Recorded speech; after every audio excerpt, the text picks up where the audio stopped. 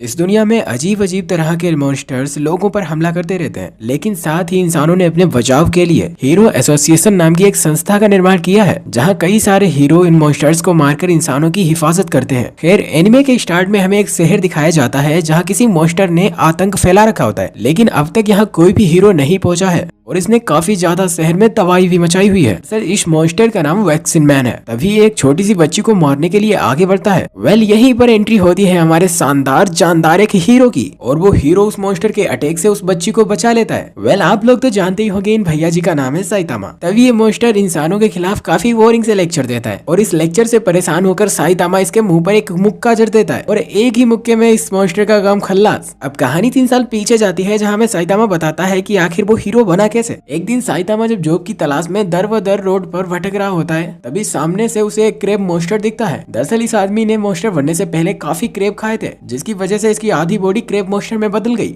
और अब ये मॉन्स्टर लोगों को चारों तरफ बेमतलब ही मार रहा होता है। ये मॉन्स्टर एक पिछवाड़े से शकल के बच्चे के पीछे पड़ा होता है, जिसने कुछ देर पहले इसकी मजाक उड़ाई थी। और जब ये मॉन्स्टर उस बच्चे को मारने के लिए जाता है, तब हमारे भैया जी की यानी साइतामा की एंट्री होती है। साइतामा का मन तो नहीं था उस बच्चे को बचाने का, लेकिन फिर भी वो उस फाइट में कूद पड़ता है और उस बच्चे को भगाकर खुद उस मॉन्स्टर से लड़ने लगता है। लेकिन साइतामा अब तक यहाँ इतना पावरफुल नहीं था, जिसकी वजह से वो क्रेब मॉन्स्टर से बहुत ही बुरी तरह से मारता है। लेकिन साइतामा अपनी जान की बाजी लगाकर इस मॉन्स्टर को खत्म ही कर देता है, और यहीं से शुरुआत होती है साइतामा के हीरो बनने की। और सीन यहाँ से प्रेजेंट टाइम पर शिफ्ट होता है, जहाँ साइतामा एक स्टोर से अपने खाने पीने का सामान लेने आया होता है, और तभी पूरे स्टोर में हड़कंप मच जाता है। लोग चारों तरफ भागने लगते हैं, लेकिन साइतामा को यहाँ कुछ समझ नहीं आता, और हम देखते हैं कुछ ही देर बाद पूरे स्टोर की छत गायब हो जाती है, जिसके बाद हमें दिखाया जाता है काफी बड़ा मॉन्स्टर जो पूरे शहर में तबाही फैला रहा था। दरअसल इस मॉन्स्टर का भाई एक साइंटिस्ट है, और इस साइंटिस्ट का भाई बहुत ही ज्यादा पावरफुल बनना चाहता था, जिसके लिए इस साइंटिस्ट ने एक अल्टीमेट एस्टेरॉइड का निर्माण किया। और जैसे ही इसके भाई ने इस एस्टेरॉइड को पिया, वो एक मॉन्स्टर में बदल गया। जिसके बाद इसका भाई कहता है, क्या भाई आपके लिए इतनी पावर काफी है? तब इसका भाई बोलता है, ये पावर तो मेरी सोच से भी ज्यादा है। इस पावर की मदद से मैं पूरी दुनिया को खत्म कर दूंगा, और साथ ही धरती पर रहने वाले सारे इंसानों को मैं मार दूंगा। और अब ये दोनों भाई मिलकर एक एक करके सभी शहरों को खत्म करने लगते हैं। तभी हम देखते हैं अचानक साइतामा आकर उसके कंधे पर खड़ा हो जाता है। तभी मॉन्स्टर का भाई साइतामा को देखकर मॉन्स्टर से कहता है, भाई ये गंजा आदमी कौन है जो तुम्हारे कंधे पर खड़ा हुआ है? जल्द से जल्द इसे खत्म कर दो। बट गलती से मॉन्स्टर अपने ही भाई को निपटा देता है, और जब मॉन्स्टर देखता है कि उसने अपने ही भाई को निपटा दिया है, तब वो बोलता है, मैं दुनिया का सबसे ताकतवर इंसान हूँ, मुझसे गलती कैसे हो सकती है? मैं तुम्हें जिंदा नहीं छोड़ूंगा। जिसके बाद वो मॉन्स्टर साइतामा को पकड़कर जमीन में पटक देता है, और वो अपनी पूरी पावर से साइतामा के ऊपर हमला कर देता है, जिसकी वजह से साइतामा जमीन के बहुत अंदर घुस जाता है। तभी उस मॉन्स्टर को लगता है कि शायद अब साइतामा खत्म हो चुका है, लेकिन भैया जी के यहाँ तो बाल भी नहीं टूटे थे। तभी साइतामा उस गड्ढे से निकलकर उस मॉन्स्टर के घूंसा जड़ देता है, जिसकी वजह से वो मॉन्स्टर वहीं पर खत्म हो जाता है। अब आप लोग यहाँ पर अंदाजा लगा सकते हो कि साइतामा कितना ज्यादा पावरफुल कैरेक्टर है। साइतामा घर जाते वक्त सोचता है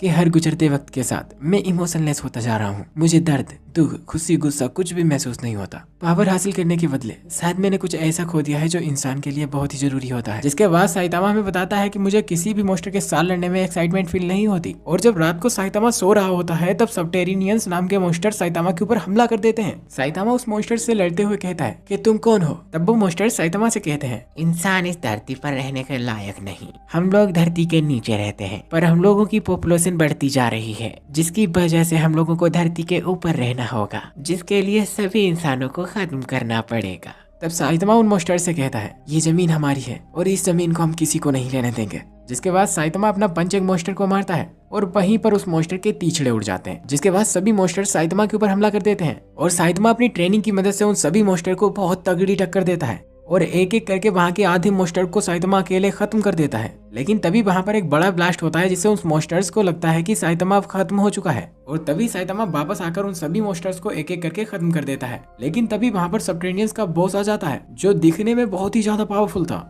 बट साइतामा के उससे लड़ने से पहले ही साइतामा की नींद खुल जाती है। दरअसल अभी तक जो भी हो रहा था वो साइतामा का एक सपना था। लेकिन तभी साइतामा के घर के बाहर सबटेरिनियंस आ भी जाते हैं, और जब साइतामा उनसे लड़ने के लिए आता है, तब वो देखता है कि ये तो बहुत ही पिद्दी पिद्दी से मॉन्स्टर है, जो साइतामा को देखकर डर के मारे शांति पूर्वक वापस जमीन में लौट जाते हैं। अगली सुबह साइतामा देखता है कि टीवी पर न्यूज आ रही होती है कि सिटी जी में मच्छरों ने काफी तबाही फैला रखी है, और बताया जा रहा होता है कि ये मच्छर बाकी मच्छरों से पूरी तरह से अलग हैं, क्योंकि ये लोगों का खून चूसकर उन्हें पूरी तरह से खत्म कर देते हैं। इधर हमें एक आदमी को दिखाया जाता है जो कहता है कि हम मच्छरों के काटने से भी किसी की मौत हो सकती है। काफी बेहुदा मजाक है और इस बात को वो सीरियस ना लेकर घर से बाहर निकल आता है। तभी हम देखते हैं भैया जी के पीछे मच्छरों का पूरा झुंड आ जाता है और सभी मच्छर उसके ऊपर टूट पड़ते हैं और उसका सारा खून चूस लेते हैं, जिसके कारण उसकी वहीं पर मौत हो जाती है। और हम देखते हैं कि इन मच्छरों को एक मॉस्किटो डीमन कंट्रोल कर रही होती है। दरअसल ये मच्छर लोगों का खून चूसकर उस डीमन को पिला रहे होते हैं। तभी हमें एक साइबोर्ग को दिखाया जाता है जो उस डीमन को खत्म करने के लिए आया था। तभी वो डीमन उस साइबोर्ग के ऊपर अपने मच्छरों से हमला कर देती है। तभी वो साइबोर्ग जिसका नाम जेनस होता है वो अपने फायर अटैक से उन सभी मच्छरों को खत्म कर देता है। मतलब भैया जी के पास पावर तो दमदार है। ये देखकर वो डीमन समझ जाती है कि उसका पाला अब की बार किसी इंसान से नहीं पड़ा। अब ये दोनों एक दूसरे के ऊपर अटैक करने लगते हैं, जिसके बाद जीनस अपनी इंसिलेटेड पावर से उस डीमन के ऊपर अटैक कर देता है। लेकिन वो डीमन उसके अटैक से बचते हुए उसका हाथ ही उखाड़ देती है और कहती है अब बारी है तुम्हारे पैरों की। लेकिन वो डीमन जब अपने पैरों को देखती है तो लिटरली उसके पैर ही गायब होते हैं। दरअसल इस डीमन ने जब जेनस का हाथ उखाड़ा तब जेनस ने भी इसकी टांगे काट दी थी, जो देखकर ये डीमन काफी डर जाती है। तभी ये डीमन अपने जमा किए गए खून को अपनी बॉडी में इंजेक्ट करने लगती है।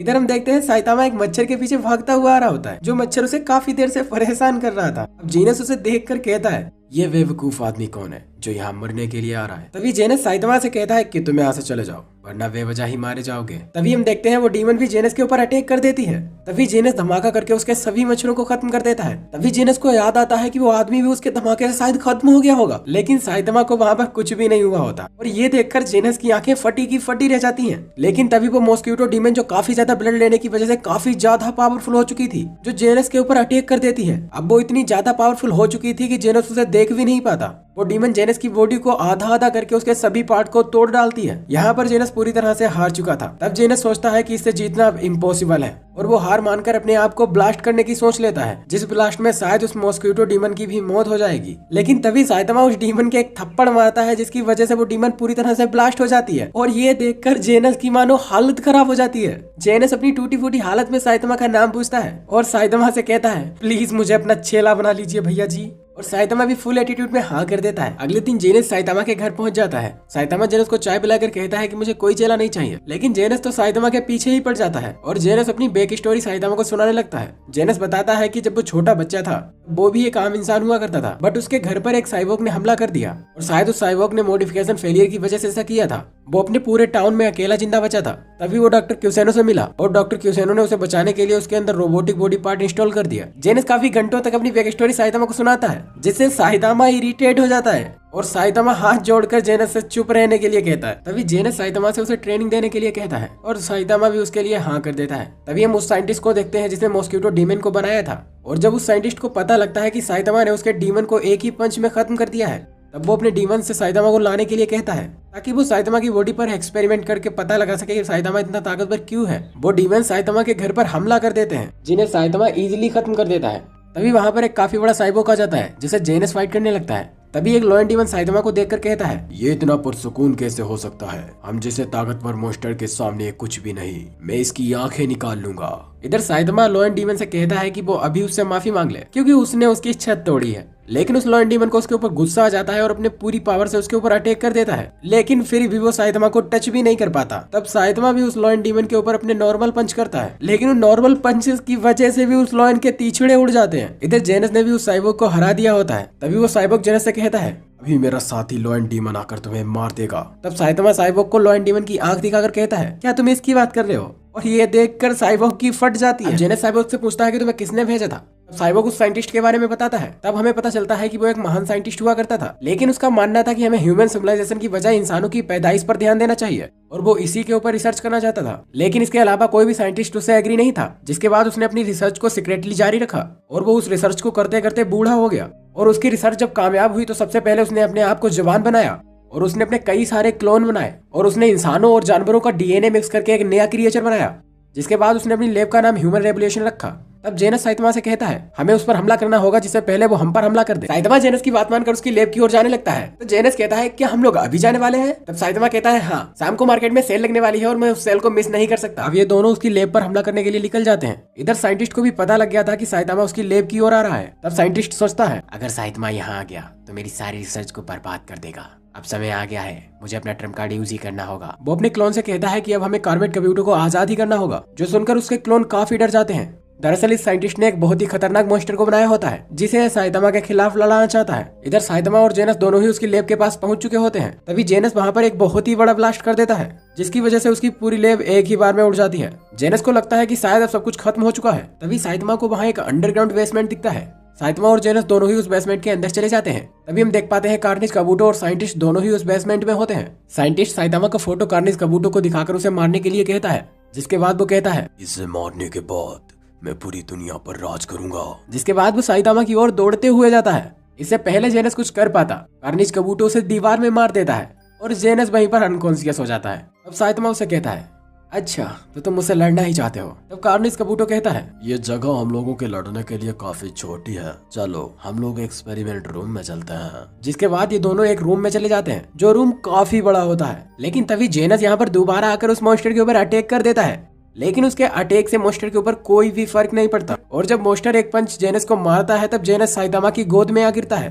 जिसके बाद जेनस फायर अटैक मॉन्स्टर के ऊपर करता है, लेकिन वो मॉन्स्टर फूंक मार के ही उसके अटैक को रोक लेता है।